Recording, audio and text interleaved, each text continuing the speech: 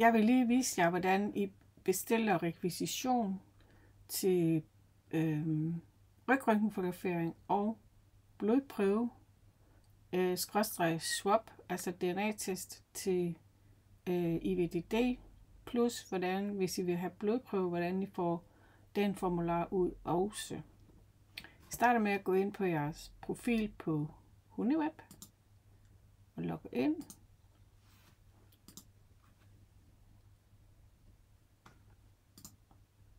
Sådan. Og så går I herover under rekvisitioner og køb en rekvisition. Og her der finder I den hund, som I vil købe rekvisition til. Det gælder alle rekvisitioner, der går man på den her måde, men nu er det så lige ryg og DNA for IVDD. Og den eneste hund, jeg kan få rygstatus frem på, det er hende den lille her. Og så siger I videre.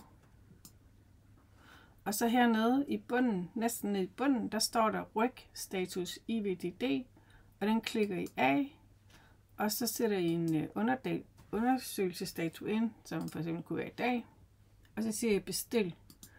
Og så her i det her tilfælde, så kommer den frem med, at den skal være 24 måneder, og det er hun jo ikke endnu.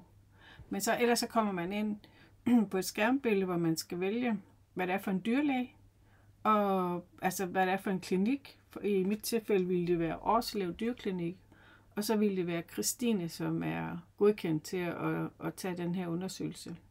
Og så kommer I videre derfra til at betale for rekvisitionen.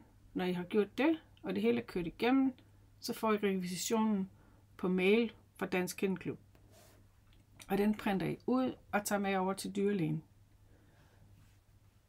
Og så her, der, hvis man så skal have en DNA-test, så gør man det samme, altså går ind under rekvisitioner, vælger hunden, man vil tage DNA-testen på, og det, I kan se, at der er rigtig mange DNA-test, men den, som vedrører IVDD, det er den øverste her, og det er vigtigt, at I vælger den, ikke denne hernede, hvor der står F18, det skal være F12, og det skal være og IVDD-risk. Og så klikker I af her, og så samme ligesom sidst, hvor I sætter en dato ind og siger bestil til valgte hund. Det kan jeg så ikke lige finde ud af. Sådan der.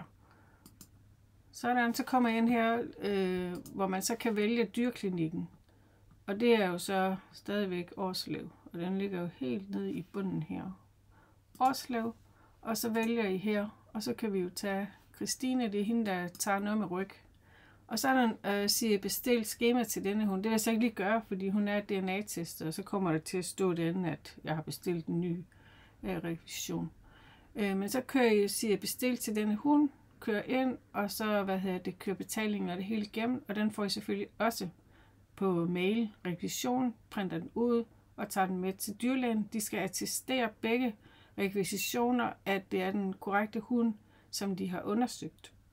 Og det gør de ved, at de underskriver og stempler, eller hvad de nu gør, og det skal så sendes ind. Når I får resultatet, så skal I bruge rekvisitionen, så det er vigtigt, at I holder fast i den. Hvis I skal sende den nogle steder, så husk at sende en kopi, så I har originalen derhjemme. Fordi når I får resultatet for undersøgelserne, så skal den sendes med ind til Dansk Kennelklub, som så registrerer det på Huneweb.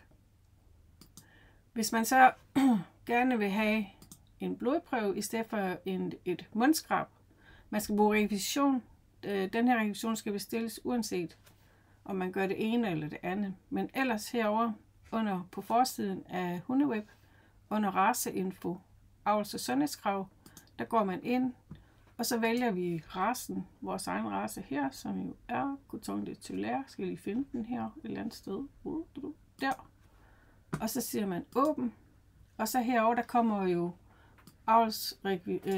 altså helt alt det, der gælder for vores race, for at kan lave et kulvalpe og få stamtavle. Og heroppe der kan I se, hvad avlskravene er, og hernede der står der, hvilke anbefalinger der er. Og det heroppe, det var jo det, som vi snakkede om på mødet. Det er det, som der giver, at man overhovedet kan få en stamtavle. Og hvis man opfylder det hernede også, så får man en basis plus stamtavle, og den her giver bare en almindelig basis stamtavle. Hernede der kan man vælge at få printet, kig på racens standard. Der er noget med skema til eksteriørbedømmelse. Hvis man nu ikke er til udstilling, og hunden er klippet ned og sådan nogle ting, så kan man jo få den, eksteriørbedømt af en dommer. Det finder man også herinde, der skriver man det derude. Så har vi også en mental beskrivelse, så man kan gå ind og læse på, hvordan ser vi en typisk kuton skal opføre sig i nogle bestemte situationer. Og her er så formularen til blodprøver i forbindelse med rygfotografering. Og der klikker man på linket, og så kommer den frem her, hvor man så kan gemme pdf'en på sin computer, og efterfølgende skrive den ud. Det er på den måde, det foregår. Og den skal man jo selvfølgelig også have med til dyrlægen, som jo så også udfylder den, og i det her tilfælde, så sender de både denne her formular og blodprøven med til KU Sund, når de tager røntgenfotografering.